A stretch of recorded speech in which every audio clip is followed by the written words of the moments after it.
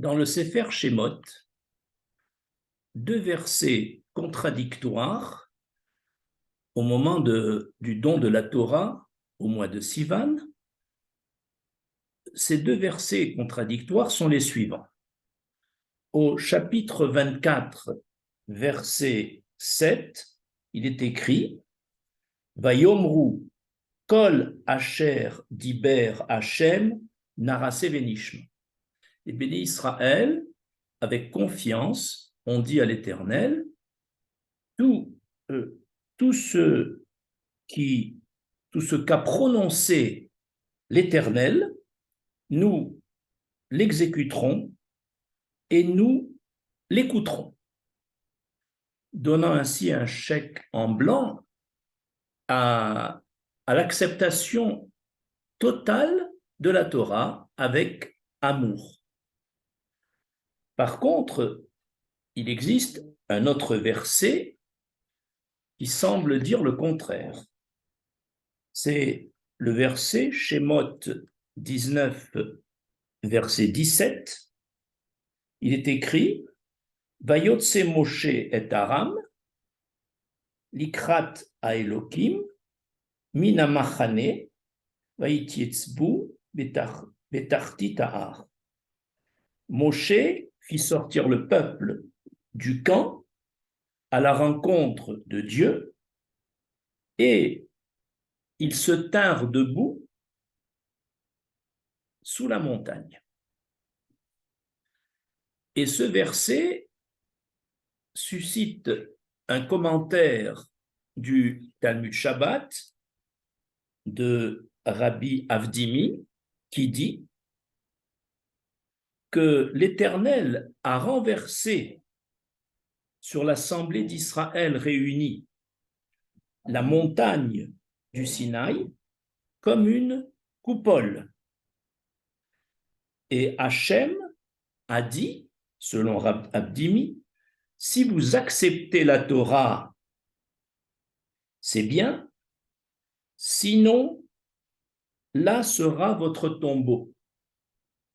Et là, cette façon de procéder semble dire que la Torah nous a été imposée. Il y a donc une contradiction apparente entre les deux versets cités, entre celui de Narase Venishma où nous disons, nous acceptons librement la Torah de notre propre volonté, et le verset où ils se tinrent au bas de la montagne, que Rav Dimi explique que l'Éternel a contraint le peuple d'Israël à accepter la Torah sous peine de mort. La Torah que l'Éternel nous a donnée a donc-t-elle été acceptée ou imposée? Nous allons étudier ce thème sous forme de 5 questions. Première question. Que contient l'affirmation concise du peuple d'Israël, Narase Venishma? Nous accomplirons les mitzvot et nous chercherons à comprendre. Le peuple d'Israël a fait preuve dans cette affirmation d'un élan d'amour et de ferveur envers l'Éternel en acceptant spontanément, en adhérant librement à la loi de l'Éternel. Cela était tellement extraordinaire pour un peuple doué du libre arbitre, comme tous les peuples, que les êtres célestes ont admiré cette attitude dans toutes les sphères célestes et des anges sont descendus pour récompenser les béné Israël en leur mettant sur la tête 2 couronnes, l'une pour avoir dit Narassé, nous sommes prêts à accomplir les mitzvot, et l'autre couronne pour avoir dit Nishma, nous sommes prêts à comprendre et à étudier. De plus, les béné Israël ont fait preuve d'une non-limitation. Je m'explique. Lorsque les nations avaient reçu la proposition de la Torah de la part de l'Éternel, elles l'ont refusée sous prétexte que la Torah contenait des lois contraires à leur nature humaine. Les béné Israël, eux, ont dit Narassé Vénishma sans aucune condition, sans aucune limitation. Ils ont accepté la Torah spontanément, sans en mettre des limites. Ils ne vont pas dire telle loi nous sommes prêts à l'appliquer, telle loi nous ne sommes pas prêts à l'appliquer. Et ça, c'est tout au mérite des béné Israël. De plus, les béné Israël ont fait preuve de sagesse en mettant le narassé avant le nishma, c'est-à-dire ils ont compris que la priorité est à l'action, l'accomplissement des commandements, par rapport à la théorie, nishma. En mettant l'acte avant la connaissance, ils ont ainsi fait preuve de sagesse, puisque nous savons que on ne peut accéder à la connaissance du vrai qu'après avoir vécu les lois divines. Par exemple, c'est en vivant un ou plusieurs Shabbats que l'on peut comprendre la nature du Shabbat, mais non pas en commençant par l'étude. L'acte a le pouvoir de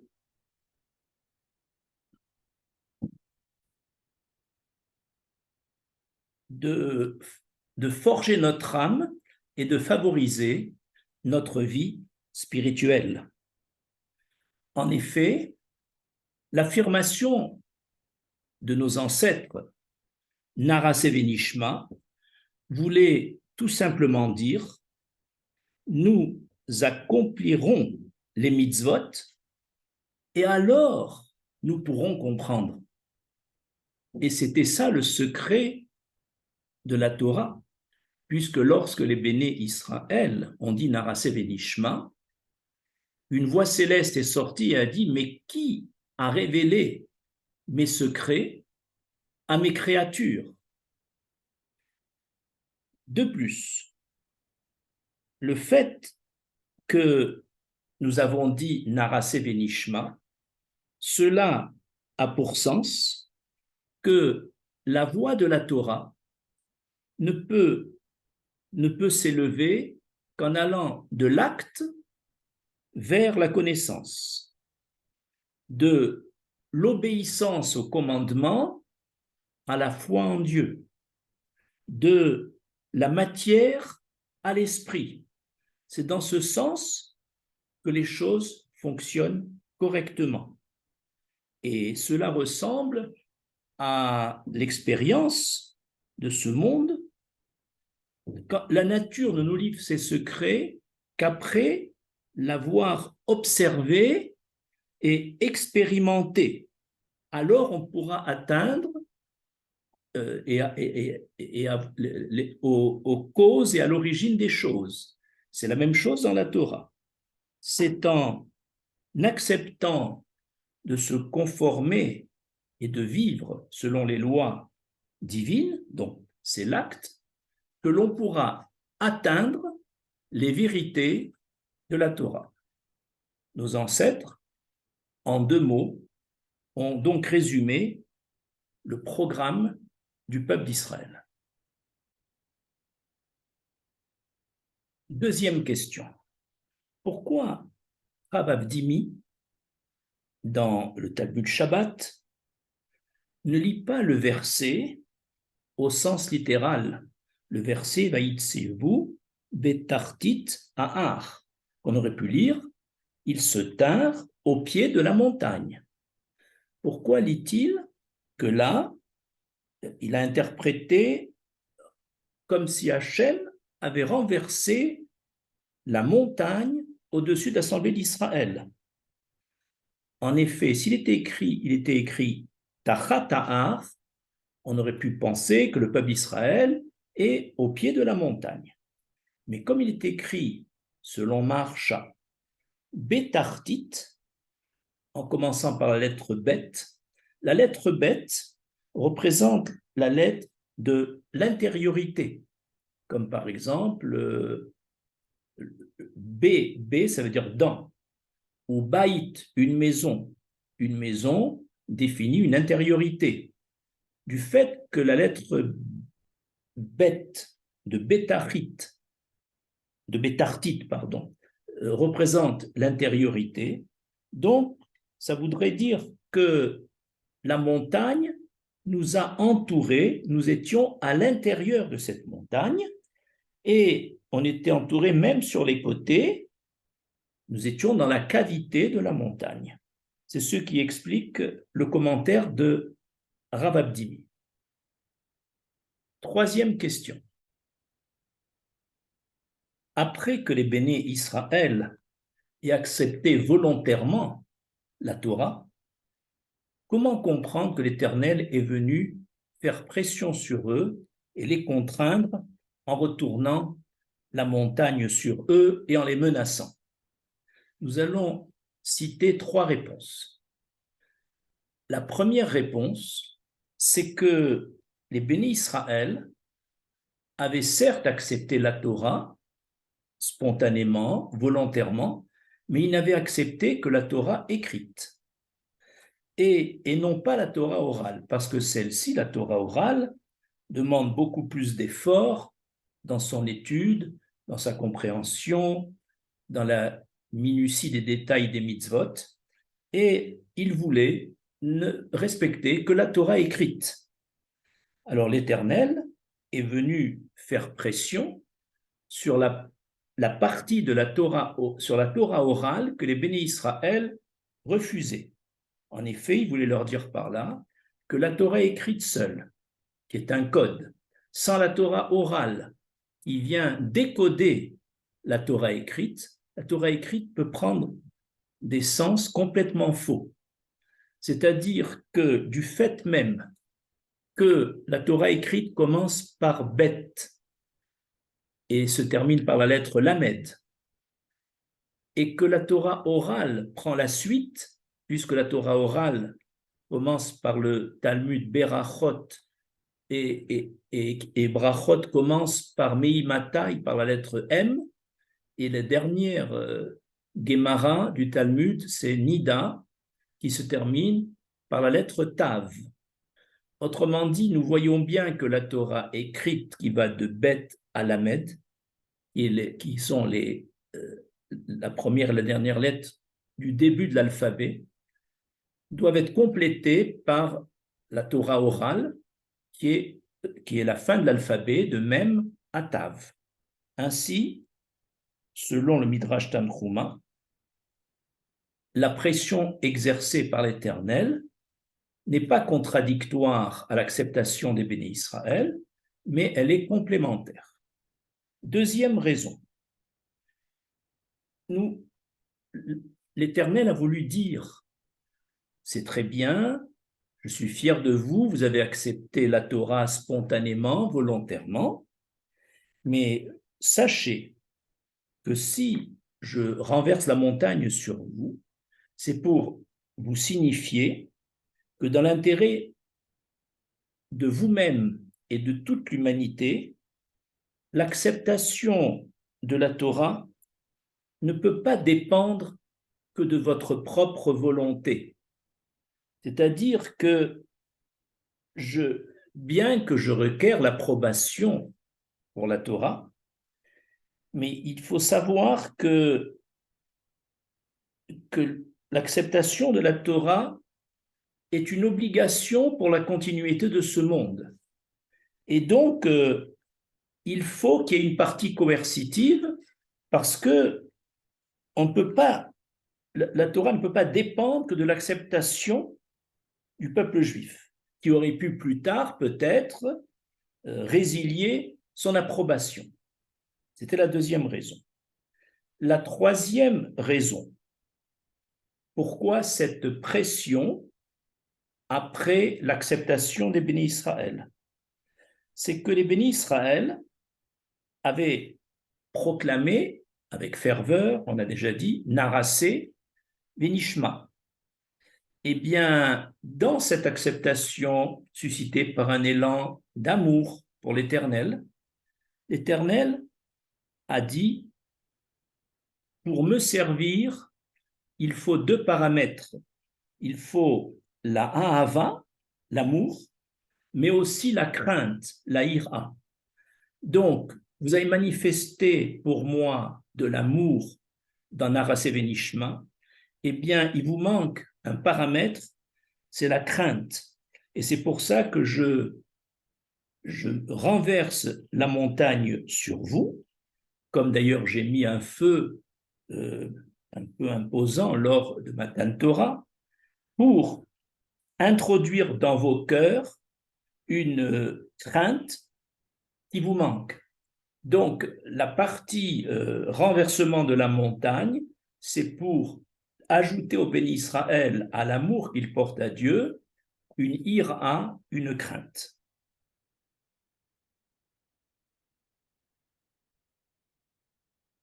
Quatrième question. Que symbolise le renversement de la montagne sur l'Assemblée d'Israël? Nous allons citer deux réponses. La première, du commentateur Torah Or, il dit que le peuple d'Israël à la sortie d'Égypte n'avait pas un niveau spirituel très élevé. Cependant, l'amour que l'Éternel leur a porté en les faisant sortir d'Égypte, en les nourrissant de la manne, et en ajoutant le Matan Torah, cet élan d'amour que l'Éternel leur a donné a provoqué réciproquement un élan d'amour du peuple envers l'Éternel, et cet élan d'amour du peuple envers l'Éternel s'est manifesté par Narassé Vénishma. Et l'Éternel, pour les récompenser, les a entourés dans toutes les directions par cette montagne. En effet, la montagne s'appelle Har en hébreu. Or, Abraham Avinu, symbole de l'amour et du chesed, s'appelle et désigné Har. Et Saenai, El et Harim. Nos avot, et notamment Abraham, s'appellent Har. Ainsi, la montagne avec laquelle l'Éternel les a entourés symbolise l'amour et l'affection d'Hachem pour ses enfants. Deuxième explication. Après que les béné Israël aient déclaré Narassé Vénishma, cette acceptation correspondait au Kiddushin, au mariage entre Israël et le peuple d'Israël et Hachem, liés par ce lien de Narassé Vénishma. Il manquait la choupa, puisque le mariage se fait en deux phases, d'abord les Kiddushin et ensuite la choupa. Et dans la deuxième phase, le fait qu'Hachem les a entourés de cette montagne, c'était la notion de choupa et de yichud, puisqu'après la choupa, le mari et la femme s'isolent quelques instants. Et la symbolique de cette montagne qui a été renversée sur le béné Israël, à part le côté coercitif dont on a parlé au paragraphe précédent, là il vient témoigner de la phase de choupa qui a attaché fortement dans cette phase de Choupa, le peuple d'Israël et Hachem par un lien indéfectible. 5e question.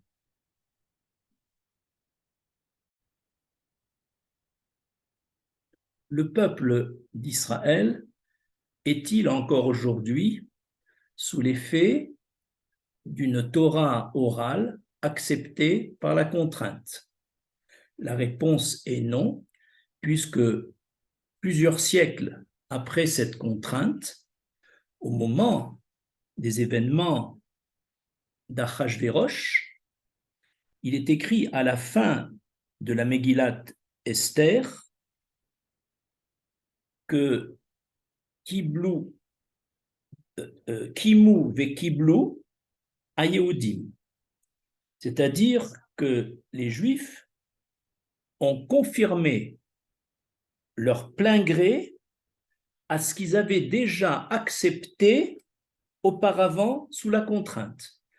Grâce aux événements miraculeux où le peuple a été sauvé à l'époque, a été sauvé du décret d'Aman à l'époque d'Achashverosh, avec l'intervention d'Esther, de Mordechai et surtout de l'Éternel, eh bien, ici, de ce verset que je viens de citer, nous apprenons que finalement, les Juifs ont accepté de plein gré même la Torah orale, et donc nous vivons donc depuis longtemps dans une période d'acceptation totale, mais c'est vrai qu'entre Matan Torah et l'événement de Purim, la Torah écrite était acceptée avec beaucoup de ferveur, mais la Torah orale sous la contrainte. Je vous remercie.